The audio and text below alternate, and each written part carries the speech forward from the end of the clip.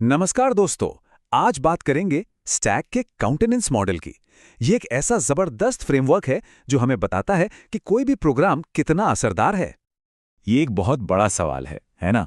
सिर्फ नंबरों को देखकर ये कह देना कि कोई प्रोग्राम सफल है, ये तो अधूरी कहानी हुई। प्रोग्राम इवैल्यूएशन का काम ही यही है कि वो पूरी कहानी को समझें। और बस यहीं पर स्टेक का मॉडल हमारी बहुत मदद करता है। तो आज हम क्या क्या कवर करने वाले हैं? सबसे पहले हम देखेंगे कि पूरी तस्वीर देखना इतना मुश्किल क्यों है। फिर हम स्टेक के दो बड़े आइडियाज़ को समझेंगे। इसके बाद उनके इवैल्यूएशन मैट्रिक्स के ब्लूप्रिंट पर नज़र डालेंगे, उसे इस्तेमाल करना सीखेंगे और आखिर में ये विश्लेषण करेंगे कि इससे हमें क्या खास जानकारी मिलती है। तो चलिए पहले सेक्शन से शुरू करते हैं। एक अच्छा इवैल्यूएशन करना इतना मुश्किल क्यों होता है? देखिए, ज़्यादातर जो पुराने तरीके हैं ना, वो सिर्फ नतीजों पर ध्यान देते हैं। वो इस बात को पूरी तरह से नज़रअंदाज कर देते हैं कि वो नतीजे आए कैसे और क्यों आए। मतलब वो हमें क्या हुआ ये तो बता देते हैं, लेकिन क्यों और कैसे हुआ ये नहीं बताते। तो प्रोग्राम इवैल्यूएशन असल में एक सिस्टमैटिक तरीका है जिसका मकसद है फैसले लेने वालों को सही रास्ता दिखाना और जितने भी लोग उस प्रोग्राम से जुड़े हैं उनके प्रति जवाबदेह होना। ये सिर्फ ये नहीं पूछता कि क्या काम किया, बल्कि ये भी पूछता है कि ये क्यों काम किया और सबसे जरूरी, ये किसके लिए काम किया। बस इसी चुनौती से निपटने के लिए रॉबर्ट स्टेक ने इवैल्यूएशन का एक बिल्कुल नया नजरिया पेश किया। उन्होंने कहा कि सिर्फ नतीजों पर फोकस करने के बजाय हमें एक ऐसा मॉडल चाहिए जो पूरी तस्वीर देखे और प्रोग्राम से जुड़े लोगों को सबसे ज्यादा अहमियत दे। और ये मॉडल दो बड़े आइडियाज पर टिका है, काउंटेनेंस और कंटिंजेंसी। पहला बड़ा आइडिया है काउंटेनेंस। इसका मतलब है किसी प्रोग्राम का चेहरा या उसका पूरा का पूरा ढांचा। इसे ऐसे समझिए जैसे कोई कार हो। हम सिर्फ उसके टायर या इंजन को अलग अलग नहीं देखते, हम ये देखते हैं कि ये सारे हिस्से मिलकर एक पूरी गाड़ी की तरह काम कैसे करते हैं। काउंटेनेंस भी किसी प्रोग्राम की ठीक वैसी ही एक पूरी तस्वीर है। और दूसरा आइडिया है कंटिंजेंसी। इसका सीधा सा मतलब है निर्भरता, यानी कॉज और इफेक्ट का रिश्ता। ये हमें बताता है कि प्रोग्राम के अलग अलग हिस्से एक दूसरे से कैसे जुड़े हैं। जैसे केक बनाते वक्त केक का टेस्ट कैसा होगा, जो कि हमारा आउटकम है।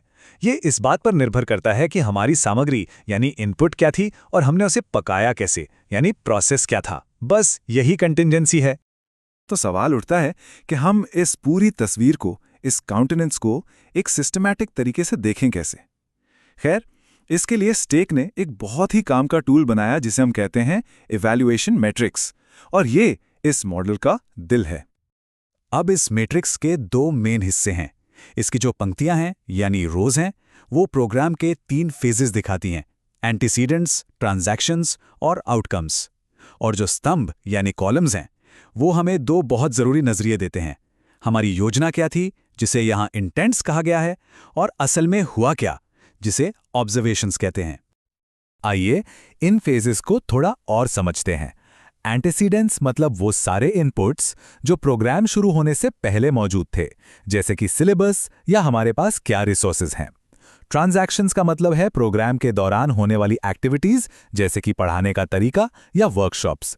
और आउटकम्स मतलब वो असर जो प्रोग्राम के बाद दिखता है, जैसे कि किसी ने कोई नया स्किल सीखा हो।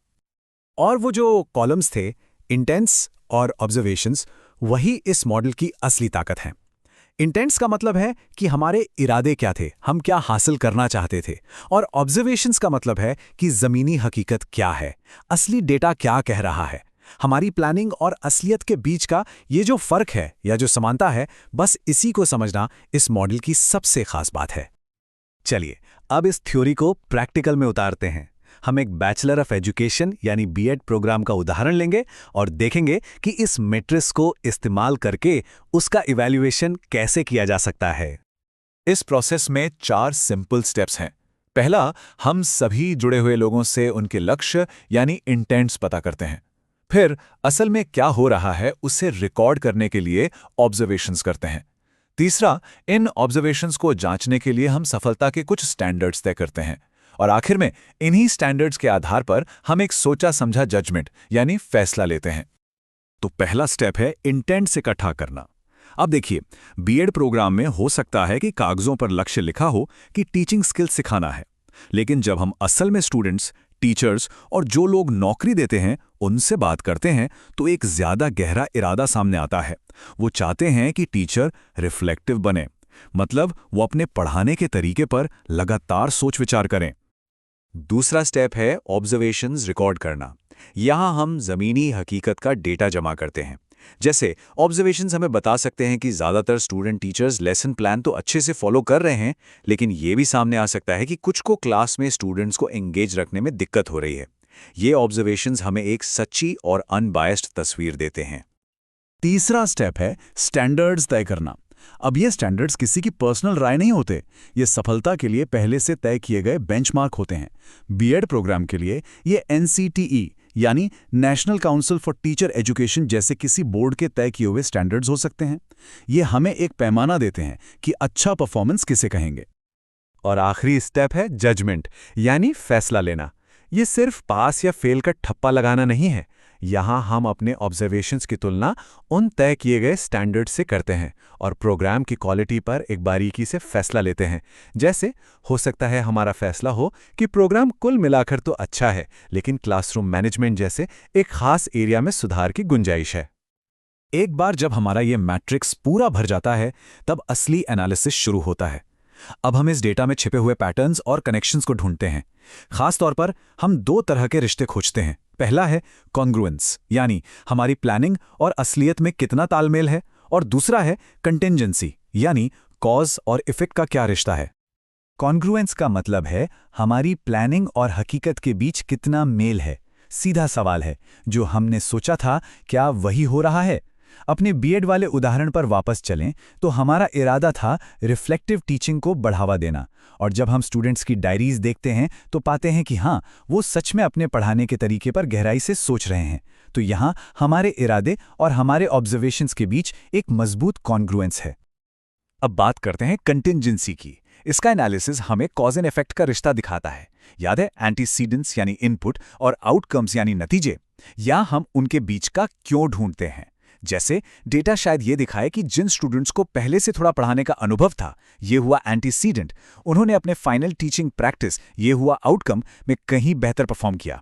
ये एक बहुत जरूरी कंटिंजेंसी है जो हमें बताती है कि कौन सी चीज काम कर रही है।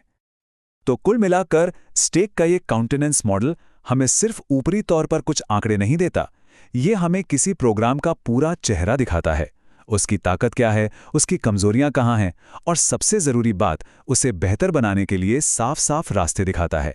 ये डिस्क्रिप्शन और जजमेंट दोनों को एक साथ लाता है ताकि हम बेहतर फैसले ले सकें। तो जाते जाते एक सवाल सबके लिए छोड़ जाते हैं। जिस भी प्रोग्राम या प्रोजेक्ट से आप जुड़े हैं, उसका असली काउंटेनेंस क्या है, उसकी पूरी तस्वीर कैसी दिखती है।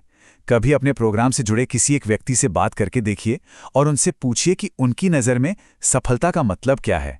यकीन मानिए, किसी भी सुधार की दिशा में ये पहला और सबसे ज़रूरी कदम हो सकता है।